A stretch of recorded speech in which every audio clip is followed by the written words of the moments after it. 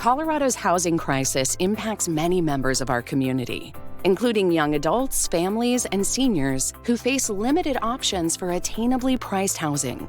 Builders and policymakers need to partner on solutions that will provide a variety of housing options to meet our housing needs. And this collaboration must include a commitment to examining how infrastructure funding policies directly impact the cost of new homes. Residential and commercial developers are required to find ways to fund public improvements, new roads, parks, utilities, fire and police facilities, and other investments to accommodate new residents and activity. These funds are ultimately passed along to new home buyers through special district taxes or included in the price of the home. While special districts, including metro districts, are often used to fund much of the necessary capital investments, many counties, municipalities, and districts impose impact fees. These fees are typically collected at the time of building permit issuance and are used to fund a portion of the costs associated with new development. The concept of growth paying for itself is well established. However, continuing to add or increase impact fees is pricing out homebuyers who are already struggling with Colorado's lack of attainably priced housing. For homebuyers, it's important to understand the fees that can significantly drive up the price of a new home. Impact fees include costs for water and sewer taps, water development and acquisition, parks and fire and police facilities, among others. While each has a purpose, the fees quickly stack up and can price out prospective homebuyers. The imposition of impact fees is limited by state law and court decisions. They must have rational nexus, be proportional, not be used to correct existing deficiencies, and must be spent on their intended purposes. These fees are politically expedient to impose since they are not taxes and don't require a vote, incentivizing local governments to create new fees aggressively.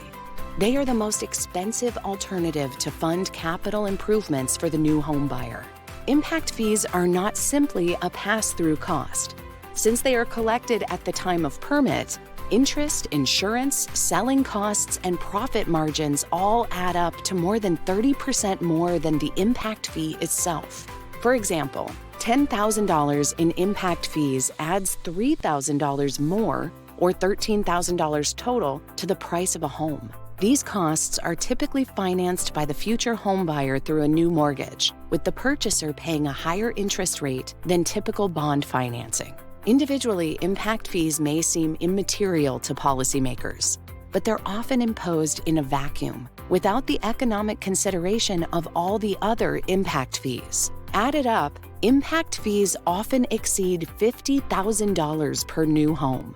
Resale homes built prior to the imposition of new fees also become more expensive, as the local housing market is based on the sale price of all homes, including new and resales. Policymakers need to consider the consequences and limitations of impact fee funding and the significant effect on housing costs before imposing new or increased fees.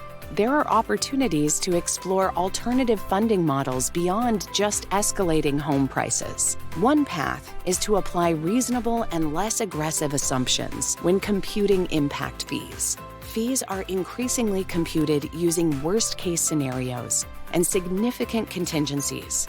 Then the number of homes expected to be served is minimized. These practices unnecessarily drive up the overall cost per home.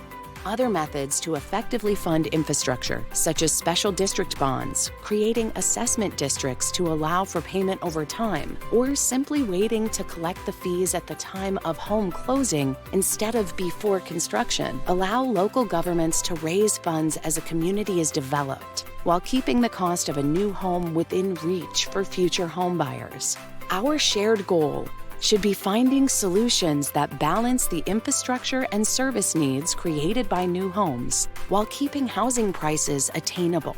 By working together, we can embrace balanced funding policies that encourage housing affordability while responsibly supporting the infrastructure needed for new growth.